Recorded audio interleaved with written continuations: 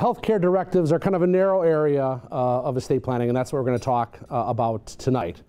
Thank you to Bright Star for having me here. Thank you to Parkside Manor for having us, and a real special thank you to Hospice. So the talk I'm going to give tonight's a little bit different format. You've got this outline, which is a real detailed outline that we put together. And I've been in seminars before, and I've given seminars before where you just read from an outline, and about 5 minutes in, I see people's heads start rolling back, and people, nodding off. And every once in a while, I'll see someone really jotting notes down feverishly, and I feel excited about that. And I look over, and it's their grocery list. So I'm going to try to not read directly from this outline, but you have this as a resource, and I think it's put together pretty well. So take this home with you, keep it with you. But we're not going to read right off the outline.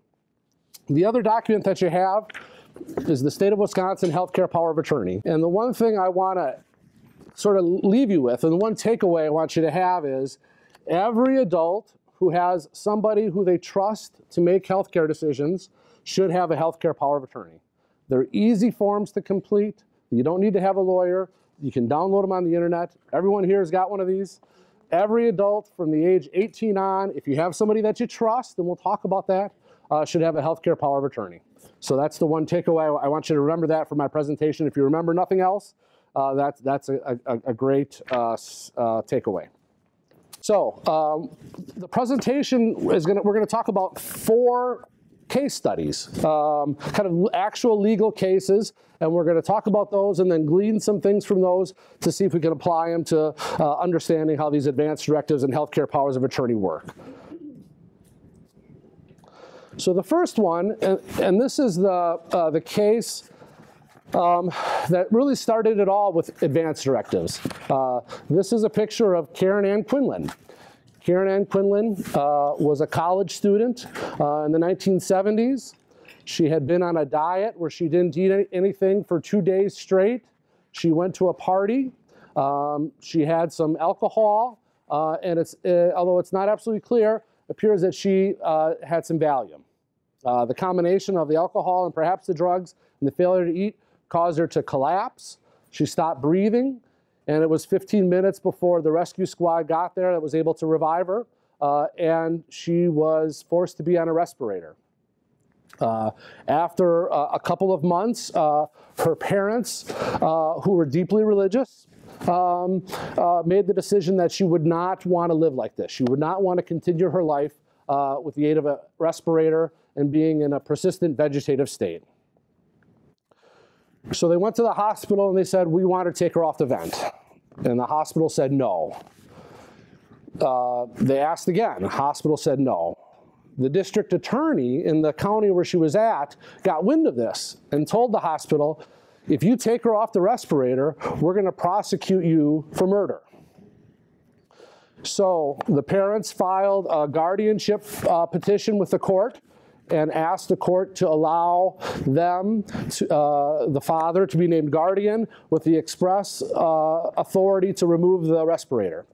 The trial court, the first court said no. They appealed to the New Jersey Supreme Court, and the New Jersey Supreme Court allowed the father the ability to do that. He was appointed guardian, and he was given the authority to turn off the respirator. So this was really the first case of the law saying a person has a right to be free from extraordinary measures in keeping them alive. There's a companion case to this. It's called the Natalie Cruzan case, and that case actually went to the Supreme Court. And in that case, they laid down a standard, and the Supreme Court said, yes, a guardian can turn off a ventilator, but there needs to be clear and convincing evidence that the individual would have wanted the respirator turned off. Okay? So between this case, the Karen Ann Quinlan case, and the Natalie Cruzan case, that's where this concept of a living will was developed, also known as a healthcare directive. And simply by executing a living will, an individual may authorize the withholding or withdrawing of life-sustaining procedures of a feeding tube if his or her condition becomes terminal or if he or she falls into a persistent vegetative state. Okay? The two important terms are terminal condition and persistent vegetative state. So terminal condition, we've got it here as an incurable condition caused by injury or illness that reasonable medical judgment finds would cause death imminently, so that the application of life-sustaining procedure serves only to postpone the moment of death.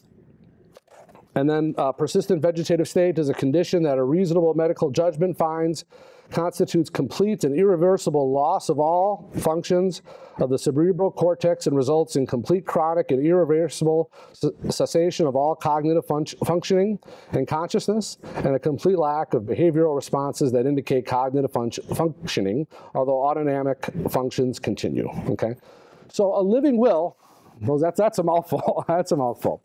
So a living will only deals with somebody that's in these two situations, okay? Living will, very, very defined area where it applies. It only deals with an individual that's either in a terminal condition or a persistent vegetative state. So living wills do not address most healthcare decisions. And in Wisconsin and Arizona, a healthcare power of attorney trumps a living will. So we'll talk about this some more, but between a living will and a healthcare power of attorney is far better, far, far better. Living wills were the first legal documents that came out. Healthcare power of attorney, significantly better, allow the agent to do much more and solves a lot more problems. Skipping down to Florida, and there's a very important case in Florida that we'll talk about, but if there's a conflict between a living will and a healthcare power of attorney in Florida, the living will controls. A little bit different in Wisconsin, although the law is not quite settled yet. So that's living will. The next case we have is Terry Schiavo. This case garnered significant press, was very hotly debated, contested. Terry Schiavo, at the age of 26, suffered heart failure, was put on a respirator. After being on the respirator about 5 years, her husband, and Terry had no living will and no healthcare power of attorney. Her husband sued to have the respirator removed, filed for a guardianship and asked the court to allow him to remove the respirator. Her parents, and many of us know this story, objected to that and said, no, if Terry were here, she would want to continue to live. And we think it's wrong that her husband's doing this, and this is not what she would want. It's hard to say what she would have wanted because she didn't make the decision, okay? If she named her husband as a healthcare power of attorney, it's pretty clear her husband would have took her off the respirator, would have stopped extraordinary measures used from keeping her alive. If she would have named her mother or father, it's pretty clear that they would have continued on the course that she was on, okay?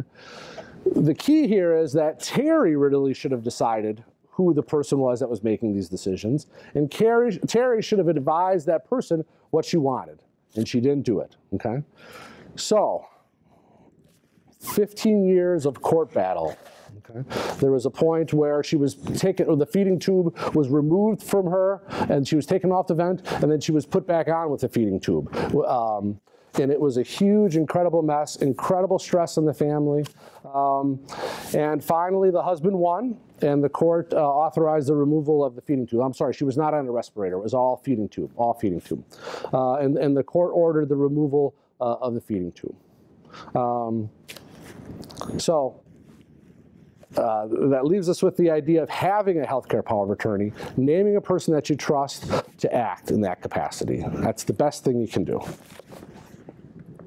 So let's talk a little bit about healthcare powers of attorney.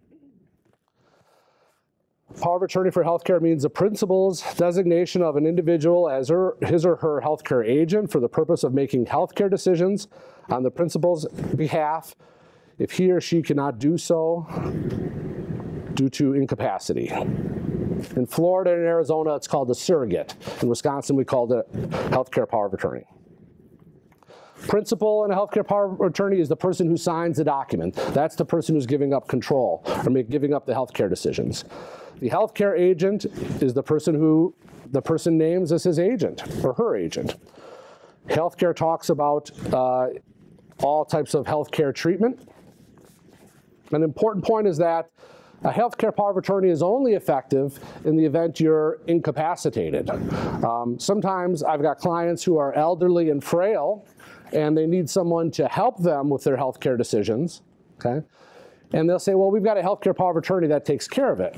Well, if the principal, if the client is competent, the healthcare power of attorney has no effect. It's only effective in the event the person's incapacitated or incompetent.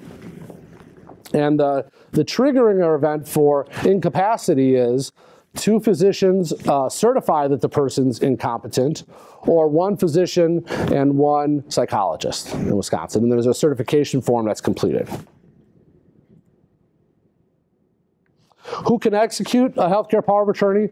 Any adult who's of sound mind.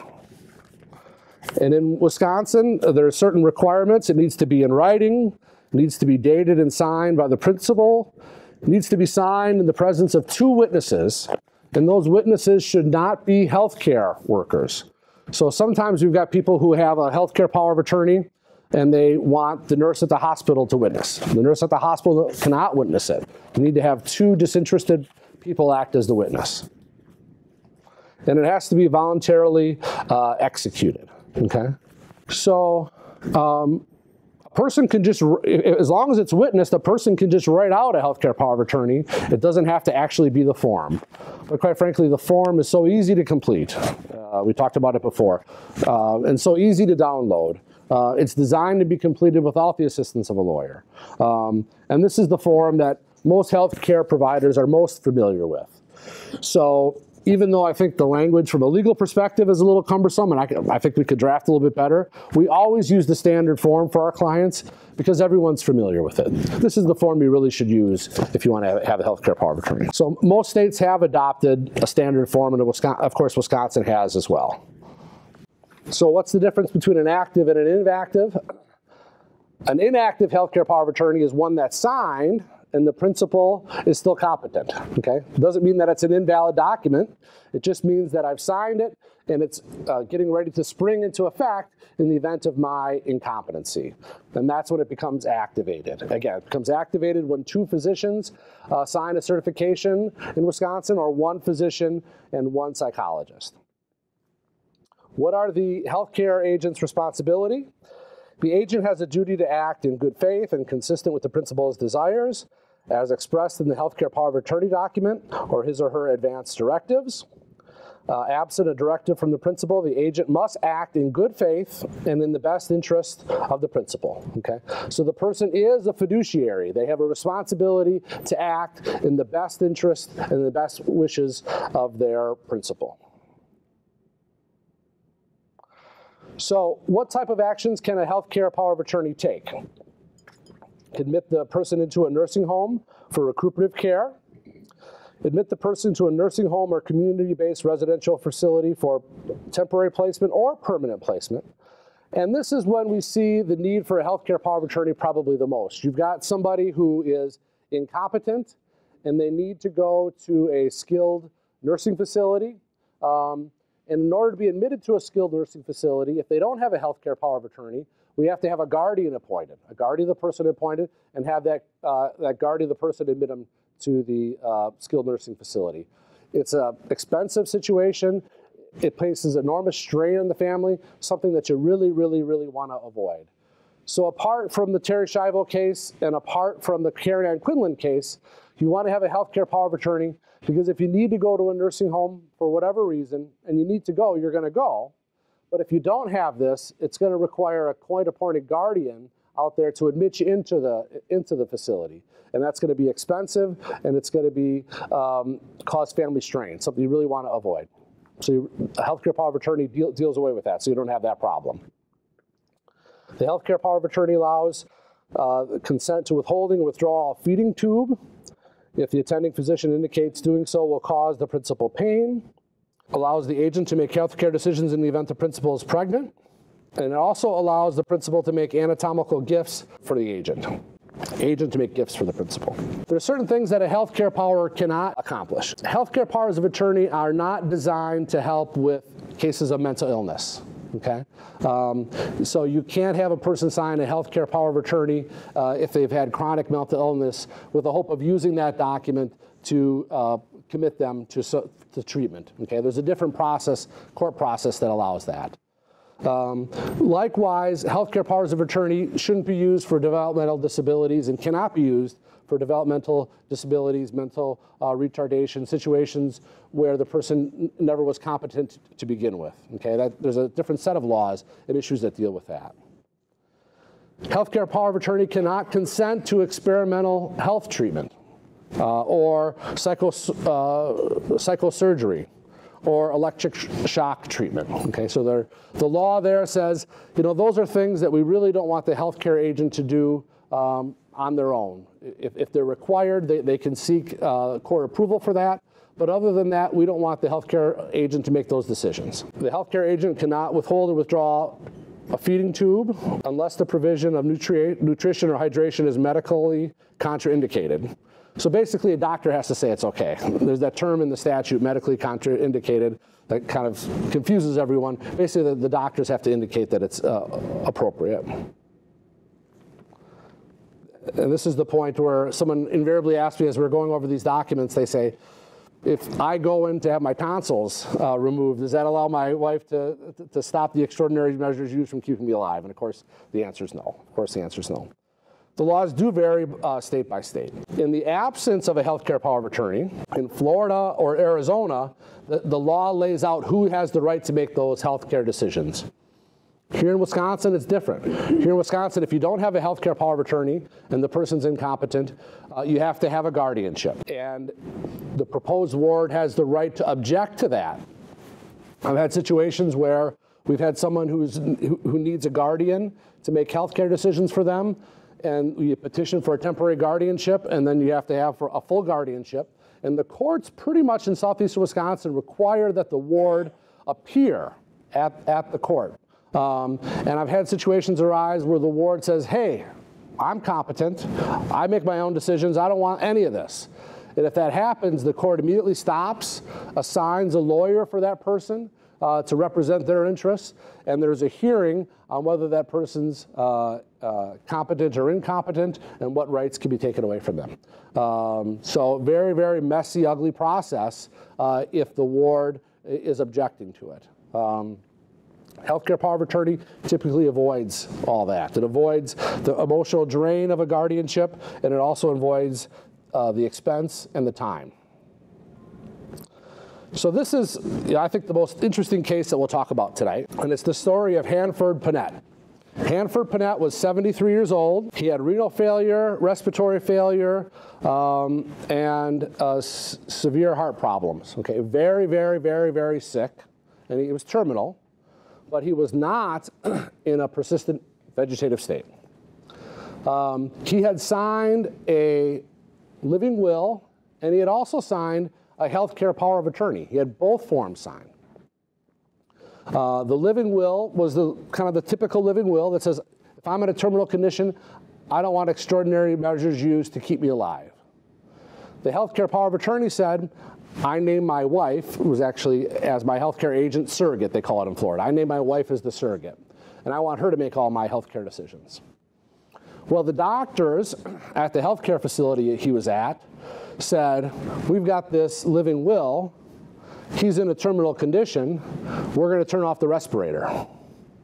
And his wife said, wait a second. You know, we've been married 54 years. I visit him every day in the hospital. He wouldn't want to die yet, and I don't want him to die yet. I don't want you to do it. So the hospital sued. The hospital sued to turn off the respirator. And what I think is an incredible decision, kind of blows my mind in some ways. And it might give us a little bit of a window into the healthcare system in Florida instead of maybe what we have here in Wisconsin. The court said, you know, we've got a living will that's a directive right from the principal, and we're going to abide by that because it's very clear what was said. So we're going to turn off the respirator. So this is a picture of Mrs. Panett At the end of the court hearing, when the judge said, we're going to listen to the healthcare directive because we think that's what he signed on and that's what he indicated he wanted to do. In my mind, this is a very, very tough case because I know sometimes how these forms are completed. You go to the hospital, you've got the form for the living will, you've got the healthcare power of attorney, they kind of give that to you, and you just complete it. My gut kind of tells me that's probably what Mr. Panett did. He just kind of completed the form, it kind of leads you right to it, not really identifying what his true wishes were. That's why in the beginning I said, everyone, if you have someone who you trust, should have a healthcare power of attorney. And that makes the need for a living will meaningless. Because the person that you trust that you name can make all the decisions and take care of everything, and the living will no longer is necessary. So, who cannot serve as the principal's agents? The principal's healthcare provider, an employee of the principal's healthcare provider, unless it's a spouse. So, for example, my wife is a hospice nurse here at hospice. She's my healthcare power of attorney. That's fine because we're married. Trust is the key. Again, I said if you have somebody who you trust to make these decisions for you, you should have a healthcare power of attorney. Okay? If you don't have someone who you trust, then the alternative would be a living will, which is much more limited. So I strongly recommend if you have someone that you trust to make these decisions, you have the healthcare power of attorney. So you want to find somebody who's reliable and dependable, ability to set aside their own personal morals and beliefs, to match up with your individual, the principal's agents and belief. You want to make sure that they're fairly accessible and easy to contact. Sometimes I'm meeting with clients and they would say, well, I've got this daughter who's in California who would make a great agent, but I'm really worried because she's really not going to be around. And I've got my son who's really good too. All things being equal, I prefer my daughter, but they would decide on the son who's closer and able to help a little more easily. Able to be assertive, so you want someone who could be an advocate for the principal. And someone who is appropriate age and health so that they're able to make these decisions kind of going forward in the future. So I'm going to say just one word about HIPAA. HIPAA is very, very complex law. There's a lot to it. We couldn't cover it today at all. But if you have a situation where you have somebody who is not incompetent, but needs help in making their medical decisions, and you want to have that person have the ability to talk to the doctors and the healthcare providers, the document that you want in that case is what's known as a HIPAA waiver. And it says, this person is able to talk to my healthcare providers and obtain healthcare information for me. So that's a little bit different because the principal is not incompetent. We all know this guy, or some of us know this guy, okay? Jack Kevorkian. So we're not talking about euthanasia here, okay? We're not talking about euthanasia. We're talking about healthcare powers of attorneys and living wills, stopping extraordinary measures from keeping a person alive, but not taking the affirmative step of euthanasia. Euthanasia is not legal in Wisconsin. Currently, it's legal in just 2 states, Washington and the state of Oregon. So by executing a healthcare power of attorney, it's not considered a suicide attempt. Executing a healthcare power of attorney and living will, however, advance directive does not authorize euthanasia in any way. It's just not permitted here in the state of Wisconsin. So that's my presentation. We had some good questions. I'll stick around for a little bit if anyone has any individual questions. Any questions for the crowd? So there's a healthcare power of attorney, and then there's a durable financial power of attorney. Okay. What we've talked about here today was a healthcare power of attorney, the ability to make healthcare decisions for you. A durable financial power of attorney says, if I'm incompetent and can't make my own financial decisions for myself, I name an agent to make those financial decisions for me. Okay? That's a separate document. It's a document that's important to have as well, but it has nothing to do with health care. It only has to do with financial issues. So, you know, with the new HIPAA rules, there are going to be more and more restrictions on the hospitals and more imposition on the hospital to get their documentation in order. And again, it's not an issue if the individual is competent, because if they're competent, they should be able to sign for themselves. And if they're competent and they can't sign for themselves or really aren't able to process the information the way that they should, then they should have the HIPAA waiver. And then the HIPAA waiver would allow some third party to communicate and participate in the healthcare decisions. The healthcare power of attorney is only effective in the event they're incompetent. So these areas where it's kind of a gray area are always sometimes some of the most difficult situations, because if they're clearly incompetent, you kind of know the rules, you know what you got to do. But when they're failing and frail, sometimes those are very, very difficult situations. In that case, if you had a healthcare power of attorney that was activated by 2 physicians or a physician and a psychologist, you would want to have 2 physicians or a physician and a psychologist sort of deactivate it and say that they no longer need this healthcare power of attorney. They're capable of making their own decisions. So it would be similar to the activation form, kind of in reverse.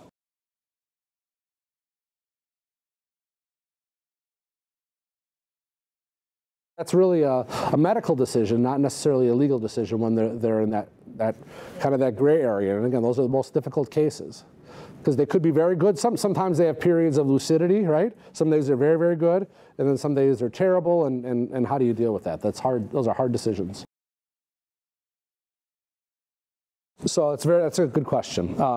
It has never been litigated, so we don't know for sure. If you read the statutes, the statute does not talk about 2 agents. The statute only talks about a healthcare agent in the singular. Okay, so I believe that to mean, and most lawyers would say, that means that you only can have 1 act at a time. And quite frankly, I think that's probably good, because you wouldn't want to have 2 acting together, because what happens if they disagree? Who's the tiebreaker? And arguably that would be a court battle in and of itself. When I draft them, I only have 1 named at a time. Sometimes I'll put in the document, the principal requests that the agent confer with all the family members or with their brothers and sisters or whoever, before making decisions, so that there's some process so the other ones are informed. I think you only want to have 1 person act at a time. Well, thank you all very much. Yep.